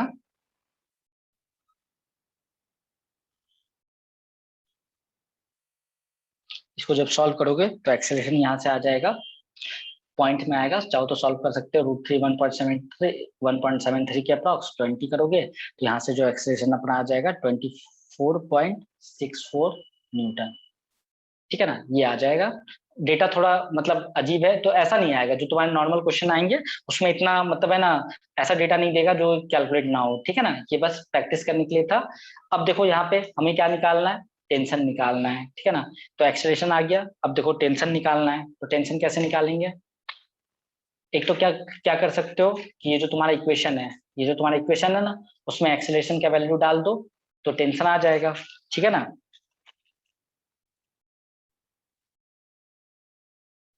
तो हम लोग कर लेते हैं by putting a equal to 24.64 newton in, कोई भी इक्वेशन में डाल सकते हो 1 और 2, ठीक है ना। तो ज्यादा इजी केस में होगा, इस पे ले लेते हैं, इन 2 ले लेते हैं।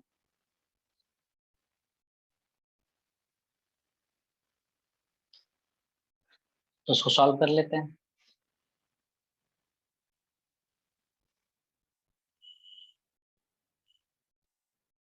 निकालना है किसके लिए, टी माइनस 20 साइन 30 हो जाता है 1/2 और 2 इंटू एक जगह लिख दो,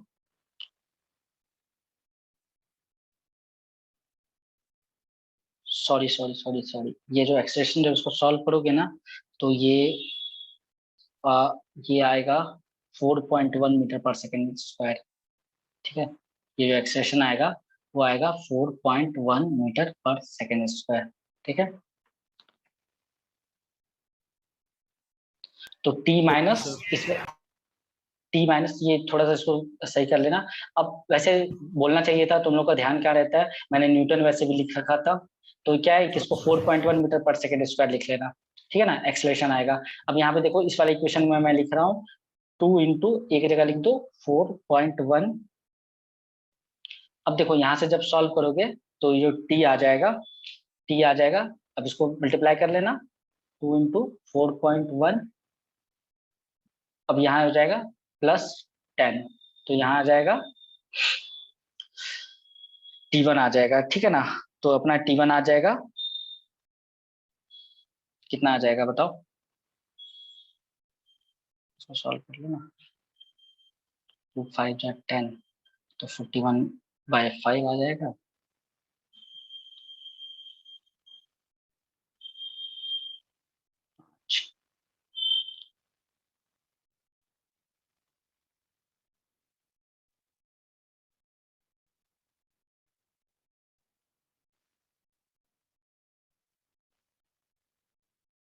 ये आ जाएगा 5 8 जा और +10, तो ये आ जाएगा 18.2 न्यूटन के करीब।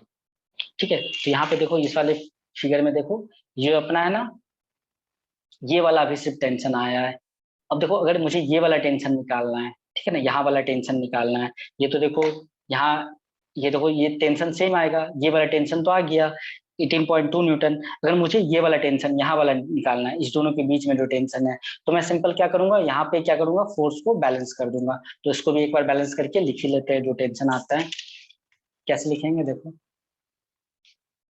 वही एफबीडी बना लेते हैं। ठीक है ना, देखो यहाँ पे ये कौन सा ब्लॉक ले ले, हाँ ए वाला ले लेते हैं। ए का मास कितना दिया हुआ था, 1 kg। ठीक है, तो इस पे इधर लगेगा 1 kg पे इधर लगेगा mg साइन 60 डिग्री, और इधर लगेगा T2। ठीक है ना, यहाँ पे जो हम लोग है ना, यहाँ पे T2 ले रहे हैं, तो इसका मास कितना है, 1 kg दिया हुआ है, तो mg साइन 60 लगेगा, इधर क्या लगेगा T2 ऊपर, और इसका एक्सेलरेशन इधर कितना आ गया था, एक्सेलरेशन आ गया था 4.1 मीटर पर सेकेंड स्क्वायर। ठीक है ना, एक्सेलरेशन आ गया था 4.1 मीटर पर सेकेंड स्क्वायर। अब देखो यहाँ पे लिख लो, सिंपल सा इक्वेशन है, बस कर लो। एम कितना है, 1 × 10 × sin 60 लिख दो √3/2। ठीक है ना, m1 इसका 1 है मास, और g10 sin 60 √3/2 minus T2 equal to mass into acceleration 1 × 4.1। तो यहाँ से देखो जो T2 आ जाएगा, इसको 2 5 पे लिख लो, तो यहाँ से जो T2 जो आ जाएगा वो आ जाएगा 5√3 प्लस ये 2 आ जाएगा, इधर इसको ले जाओगे 5√3, और ये देखो इसको इधर लेके तो ये प्लस हो गया, इधर इसको 4 पॉइंट ले जाओगे तो ये माइनस हो जाएगा। ठीक है ना, सॉरी ये माइनस हो जाएगा, ये इधर इधर ले जाओगे तो ये प्लस हो जाएगा, और ये 4.1 को ले जाओगे इधर माइनस हो जाएगा। तो यहाँ पे देखो T2 कितना आ जाएगा, T2 आ जाएगा, कैलकुलेटर से सॉल्व कर लेना, ये आ जाएगा 4.56 न्यूटन। ठीक है, तो ये क्या हो गया, ये थोड़ा टफ क्वेश्चन हो गया। ठीक है, अब इसी में क्या है कि जैसे फ्रिक्शन होगा, जैसे मान लो अब जैसे और टफ बनाना है, ठीक है ना, ये तो मतलब basically tough Newton laws of motion से है, लेकिन अगर इसमें मान लो और इसको टफ करना है तो यहाँ पे क्या करेगी, ये फ्रिक्शन इंट्रोड्यूस कर देंगे। अब जैसे फ्रिक्शन इंट्रोड्यूस कर देंगे उसमें भी क्या है, 2 टाइप का बात है। एक तो क्या है कि अलग एक ही फ्रिक्शन इंट्रोड्यूस करना, मतलब जो सारे सरफेस है ना फ्रिक्शन सब जगह म्यू कर दो। ठीक है, तब जो आएगा उसका रिजल्ट अलग आएगा। अगर और ज्यादा टफ करना है तो यहाँ क्या कर देंगे, यहाँ अलग फ्रिक्शन कर दो, यहाँ अलग कर दो, मतलब ये जो ब्लॉक है ना इसका मटेरियल अलग अलग कर दो। मतलब इसका मटेरियल जैसे मान लो ये वुड का मान लो, ये ग्लास का मान लो, और ये आयरन का मान लो, तो अब सब सब जगह फ्रिक्शन क्या हो जाएगा, अलग अलग हो जाएगा, तब वो ज्यादा और ज्यादा टफ क्वेश्चन हो जाएगा। ठीक है, टफ करने का बहुत ज्यादा तरीका है। ये अपना था ये क्वेश्चन, इसको अच्छे से देख लो, अच्छे से नोट कर लो। अब हम लोग देखते हैं कंस्ट्रेंट मोशन, ठीक है ना, इसको नोट कर लो। हम लोग देखते हैं आगे कंस्ट्रेंट मोशन। कंस्ट्रेंट मोशन क्या है, नीट के सिलेबस में तो है नहीं, मेंस में कभी कभी क्वेश्चन आता है, सारा का सारा क्वेश्चन एडवांस में ही आता है। तो हम लोग कंस्ट्रेंट मोशन एक बार देखते हैं। चलो ठीक है, नेक्स्ट लिखें।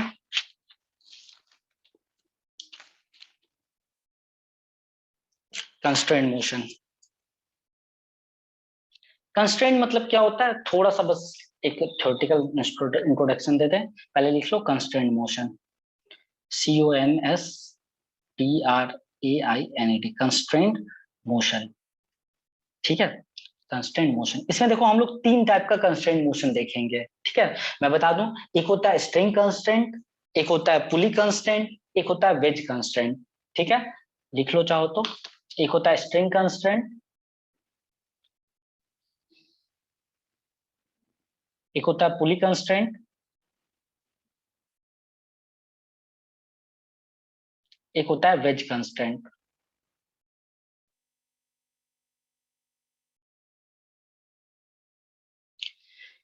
ठीक है, string constant, wedge constant, sorry pulley constant और वेज कंस्टेंट। तो हम लोग एक एक करके सबको देखते हैं। ठीक है, इस पे मतलब है ना, जैसे होता है जनरली क्या किया ना, एडवांस के क्वेश्चन जैसे मान लो बनाने हैं, ठीक है ना, और तो कभी कभी क्या करते हैं एडवांस में, तो सिंगल क्वेश्चन नहीं होता, जैसे उसमें एक दो टॉपिक तो मिक्स करते ही हैं, तो उसमें कंस्ट्रेंट मोशन भी मिक्स कर देते हैं, कंस्ट्रेंट के साथ फ्रिक्शन मिक्स कर देंगे, और उसके एनएलएम तो रहता ही है। तो एनएलएम मतलब कंस्ट्रेंट मोशन है तो एनएलएम का ही पार्ट, लेकिन क्या है कि ना ये सिलेबस में थोड़ा एडवांस किया जाता है। ठीक है, तो इसमें देखो कंस्ट्रेंट मोशन होता है क्या, पहले हम लोग देख लेते हैं स्ट्रिंग कंस्ट्रेंट।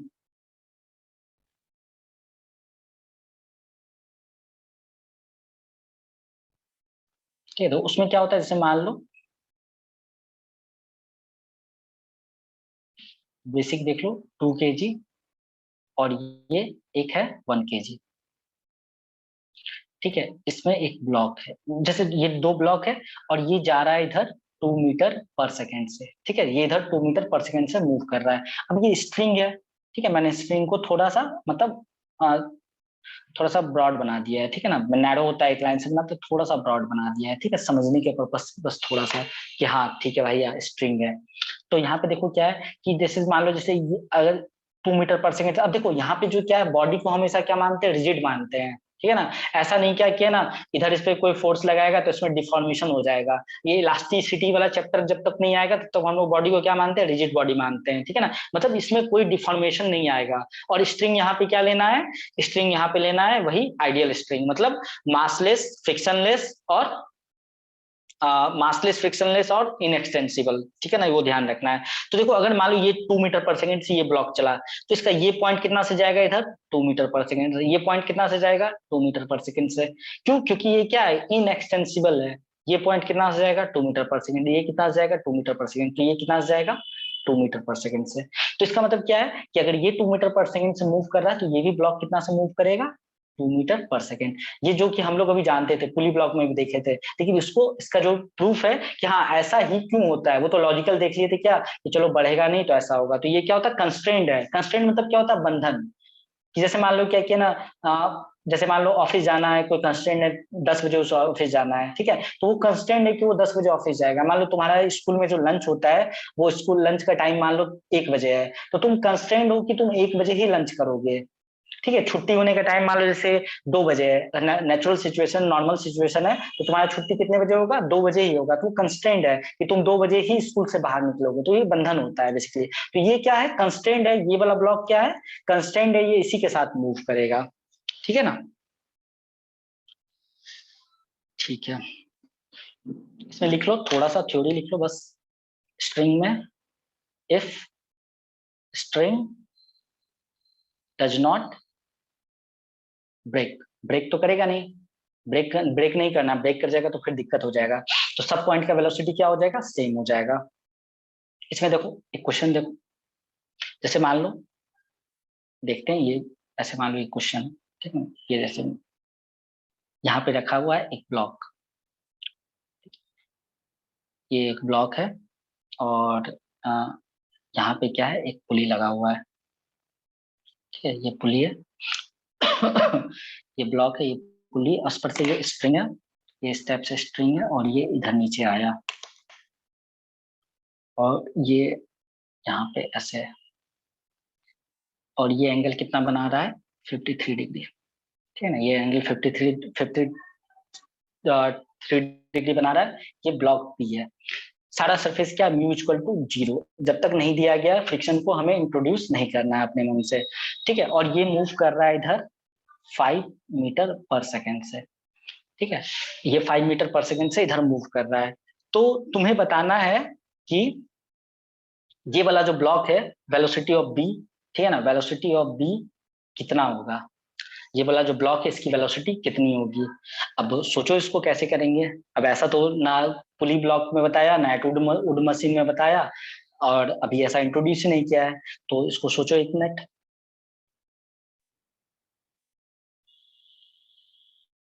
ठीक है, चलो, मतलब ये थोड़ा डिफिकल्ट सवाल है, ठीक है ना, ये डिफिकल्ट सवाल आ जाता है, लेकिन क्या इसको हम लोग बहुत अच्छे तरीके से देखेंगे तो हमें समझ में आ जाएगा आराम से। अब देखो ये क्या है, यहाँ कंस्टेंट मोशन का अप्लाई कैसे हुआ। अब देखो जैसे मान लो तुम इसको ये समझ लो, ये एक ऐसे ब्लॉक है, ये ऐसे ब्लॉक है, ये ब्लॉक ऐसे है, ये ऐसे ब्लॉक है, ठीक है।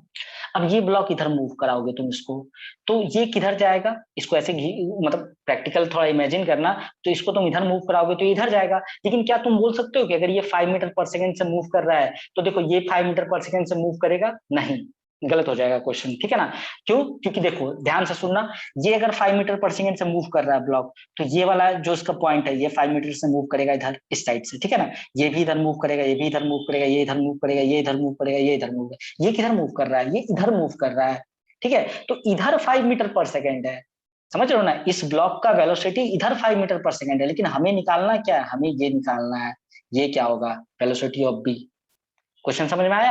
अगर तुम इसको 5 मीटर पर सेकेंड लिख देते हो तो 5 मीटर पर सेकेंड तो इस पॉइंट की वेलोसिटी है इधर, ठीक है ना। बहुत इंपॉर्टेंट बात बता रहा हूँ, ये इस पॉइंट की वेलोसिटी है 5 मीटर पर सेकेंड, इस वाले ब्लॉक की वेलोसिटी नहीं है, ब्लॉक तो कंस्ट्रेंट है, ये इधर हॉरिजॉन्टल जाएगा, वो फ्रिक्शन हर जगह एब्सेंट है, ठीक है। तो ब्लॉक को हॉरिजॉन्टल जाना है, इसका मतलब क्या होगा कि हमें क्या करना पड़ेगा, यहाँ पे क्या करना पड़ेगा, कंपोनेंट लेना पड़ेगा वेलोसिटी का।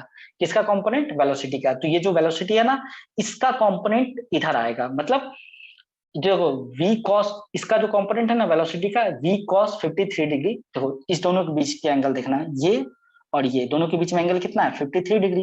वेक्टर है भैया, इसको तो ऊपर शिफ्ट कर ही सकते हो, जो वेक्टर है इसको ऊपर शिफ्ट कर दो, 53 डिग्री आ जाएगा।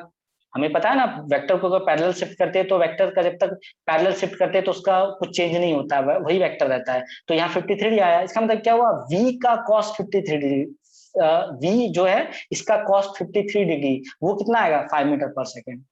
समझ रहे हो ना, इस v का जो कंपोनेंट है इधर cos 53 डिग्री, वही 5 के बराबर आएगा। तो लिख लो v cos 53 डिग्री, वो आएगा 5 के बराबर। हमें क्योंकि इस पॉइंट का वेलोसिटी पता है कि ये पॉइंट इधर कैसे जा रहा है, 5 से जा रहा है, तो इसका वेलोसिटी हो जाएगा v cos 53 degree equal to 5। तो निकाल लो अब वापस से। अब देखो cos 53 डिग्री कितना होता है, ये cos 53 डिग्री हो जाता है 3/5, ठीक है ना। कभी कभी कंफ्यूजन होता है कि है ना 4/5 लेते हैं कि 3/5, तो cos 53 डिग्री हो जाता है 3/5, तो इसको लिख दो v इंटू 3/5 इक्वल टू 5। तो यहाँ से देखो v क्या आ जाएगा, 5 into 5 divided by 3, 5 into 5 divide by 3, तो आ जाएगा 25/3 मीटर पर सेकेंड। इसका मतलब क्या हुआ कि ये जो इधर v जाएगा, इधर v वेलोसिटी से, ये v वो कितना से जाएगा, 25/3 से जाएगा, ना कि 5 से, ठीक है। तो ये ध्यान रखना है हमें। और देखो एक क्वेश्चन, एक और क्वेश्चन देखते हैं स्टेप से। अब देखो आज के क्वेश्चन लिए है, लास्ट रखिएगा सर इसको। अच्छा अच्छा, बस एक क्वेश्चन डिस्कस कर देते हैं, उसके बाद आज का क्लास वाइंड अप कर देते हैं, ठीक है। बस एक थैंक क्वेश्चन यू और। Sir, thank you.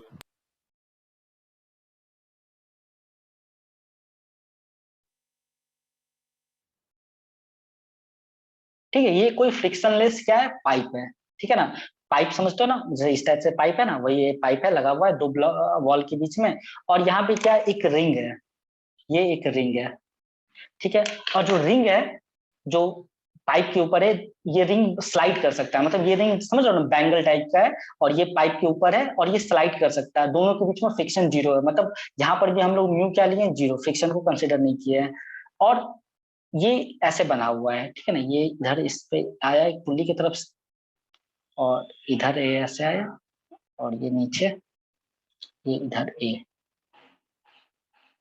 ठीक है, ये ए और यहाँ पे ये पुली है। सारा सरफेस क्या है, फ्रिक्शन लेस है। पुली स्ट्रिंग क्या है, वही जो स्ट्रिंग है अपना आइडियल स्ट्रिंग, ठीक है ना, मास लेस, फ्रिक्शन लेस और इनएक्सटेंसिबल। ये बोलते बोलते थक चुका हूँ मैं, याद रखना तुम लोग, इंपॉर्टेंट है इसलिए बार बार बोल रहा हूँ। 2 मीटर पर सेकेंड, ठीक है ना, ये 2 मीटर पर सेकेंड से नीचे जा रहा है। तो हमें, हमारा क्वेश्चन क्या है, ये ब्लॉक अगर 2 मीटर पर सेकेंड से नीचे जा रहा है तो हमें बताना है, तुम्हें बताना है कि ये कितने वेलोसिटी से इधर जाएगा।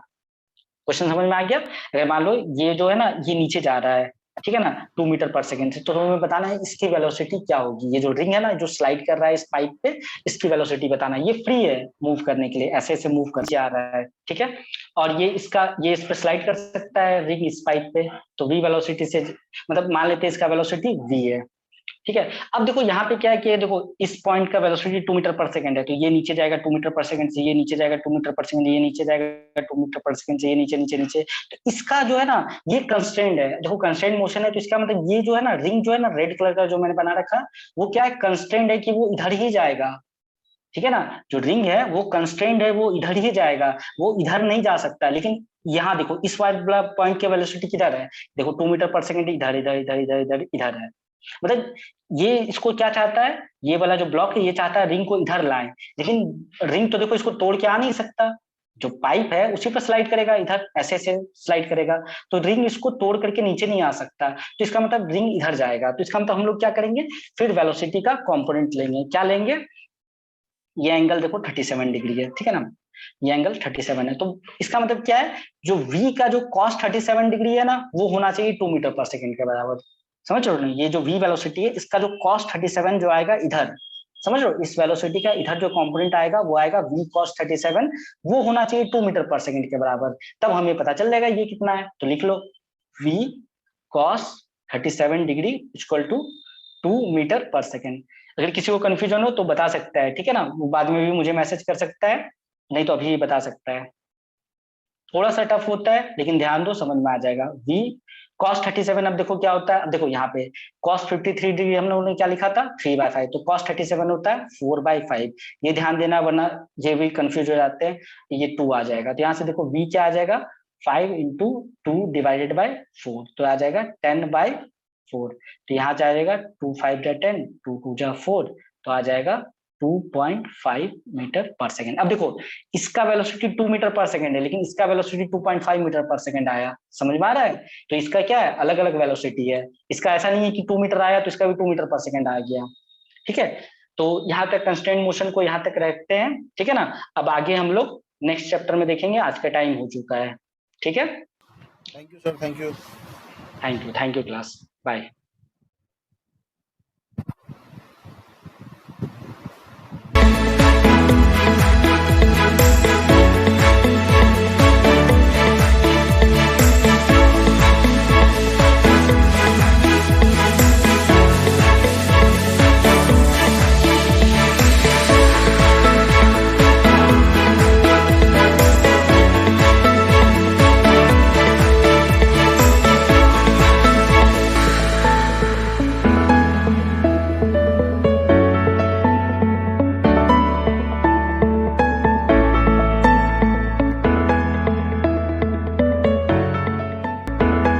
ABJ Tutorials Kota, delivering best all India ranks every year. Best personal care, best faculty team from Kota, awarded for best academic excellence. Providing e-classes in this lockdown. Join soon. Contact 09828931060.